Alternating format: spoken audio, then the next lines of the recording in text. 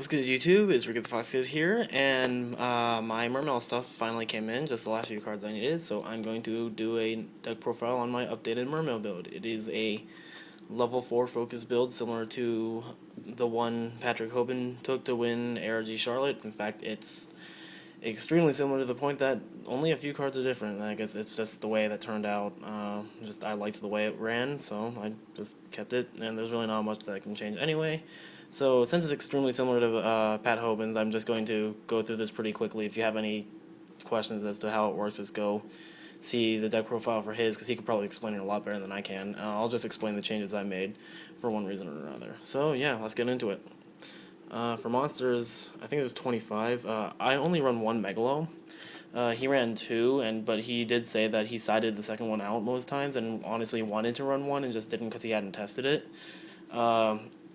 When I play, I found that more than one Megalo is actually dead fairly often, and just it's not something you want to resolve more than once or at all. Like, more often than not, it's just a beater for summoning off land. But it does have its uses, and the reason it's this Megalo over lead is just because leads just got like downright awful in the hand, and Megalo still got its uses, and just the 2700 isn't that important in this meta just because a lot of things don't really break 2400. So Megalo. 3 Teus, best card in the deck, or best monster, searches out whatever combo pieces you need. 3 gun, deck focuses on her and getting, keeping her in her hand and using her effect to maintain advantage. 3 land, searcher. 3 pike. I actually run 3 sturge. Just like, because the number that people have been deciding on is 2, just because it's not something that's really great in the opening, but I found that even opening it, it's not that bad, because you can pitch it for Teus, which is like near automatic setup for the combos, or at its worst, it's a 1700 beater, so I actually really like 3 in this deck. Just getting to it early, in my opinion, is great. So yeah, I like 3. I could cut to 2, but so far 3's been working really well. 2 Aqua Spirit, rank 4 plays, extra 1600, Black Rose, yeah, just stuff like that. Not something you want to see multiples of, so 2 is the best number. 1 Dragoons, still a good searcher, even though your search options have dwindled down to 1 Megalo and 2 Marksmen. I actually considered cutting Dragoons for a 3rd Marksman, but the more I play with it, the more I realize that Dragoons is just a nice thing to have, and also is probably the best thing to discard turn 1. No, actually, it is the best thing to discard turn 1, there's no questioning that. 1 Tidal is amazing, frankly. There's not a lot that can deal with constant 2600, because fire doesn't really learn blaster, and it's just kind of a pain in the ass to deal with. And then 1 Undine, 1 controller to search out said blaster, because you want to get that as quickly as possible. And Undine searchable by Pike, so it's better than Foolish Burial. And that's the monster lineup. Spell lineup is 3 Upstart Goblin, and that is it. Pat Hoban explained in his video, or I believe he explained it somewhere, as to why he doesn't run MST in the main, and I'm just going to let you guys find that to explain it, because he can explain it way better than I can. And for traps, I think it's 13 or 12, something like that. 3 Sphere, 1 Bottomless, and I also run 1 Solemn.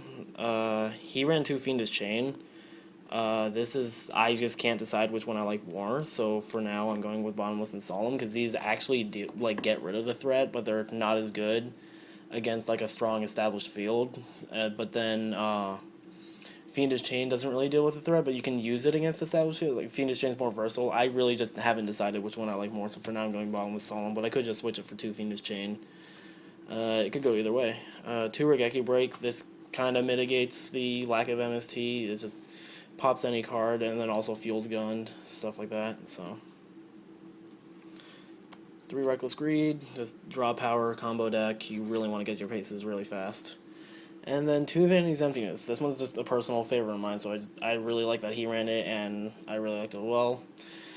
It's like, because if you use this on after you've already set up, this is this is pretty much a game winner. Like, there's really not a lot your opponent can do to pierce through your field like that. And then even at its worst, it stops a special summon, which can be vital.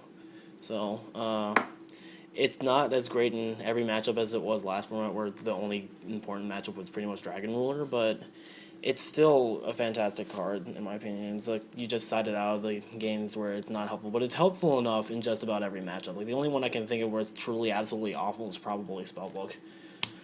But even then, even there, it stops Priestess for a little bit, but I don't know. And that was the main deck.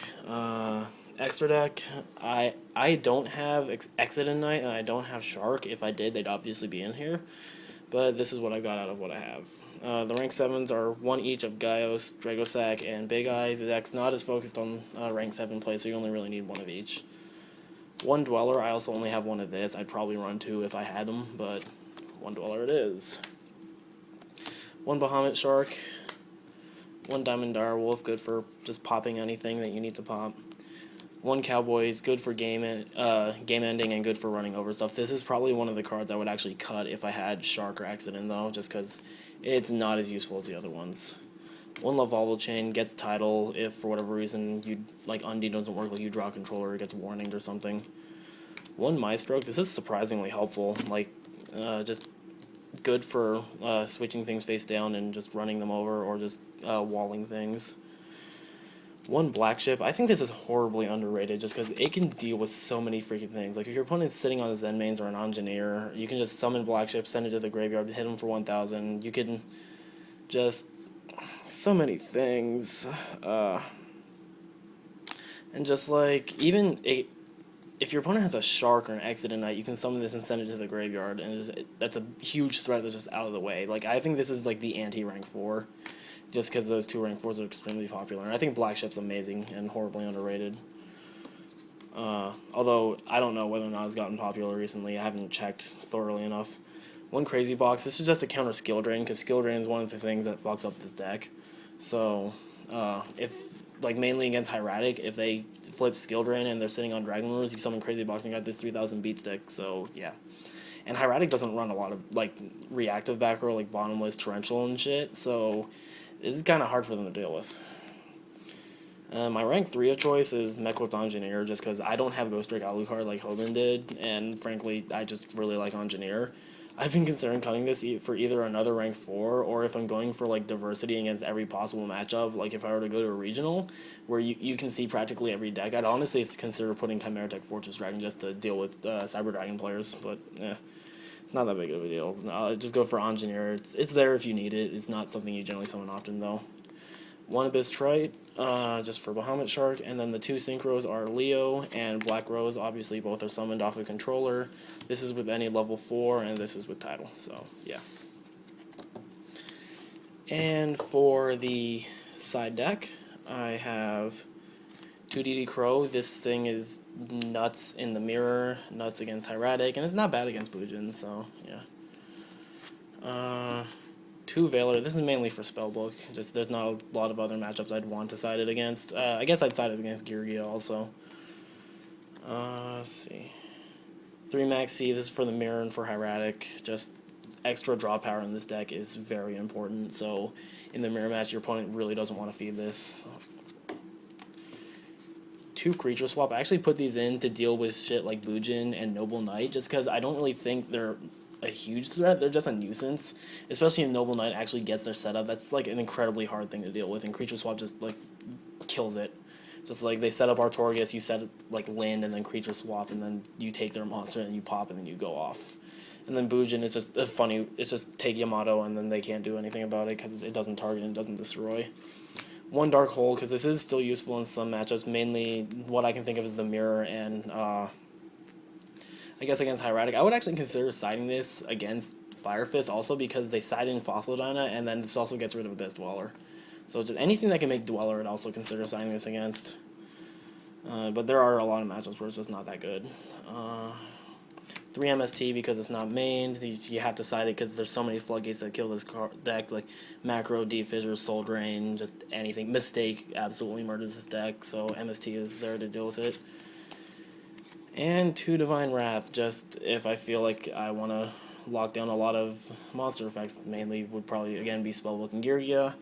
I'd consider siding in the mirror maybe just to kill gun, but I don't know if I really need to do that. Yeah. If I'm playing against a deck where I feel MST covers my bases and I don't need Regeki Break, I'd consider siding Divine Wrath and switching out the Regeki Break. But I don't know which matchups those would be, and Fire Fist is definitely not one of them. So I don't know. And yeah, that's the deck. It's extremely similar to the one that Pat Hogan won with, and he won for a reason, because I actually think it's a pretty good build. I think it's a lot better and more cost efficient than the rank 7 build, especially after Dragoons got limited, and it's hard for that deck to maintain its resources. So this build did put Lightstorm, or not Lightstorm, what the hell? I am so tired. It put Mermail back on the map, because like it was kind of staggering there, but it wasn't. It was being written off by a lot of people, and now it's like a legit threat again. I would honestly say it's probably second best deck in the meta, second to Fire Fist, obviously. So yeah, and that's all. Gear will probably be the next deck profile I'll do. Until next time, see you, YouTube. Deuces.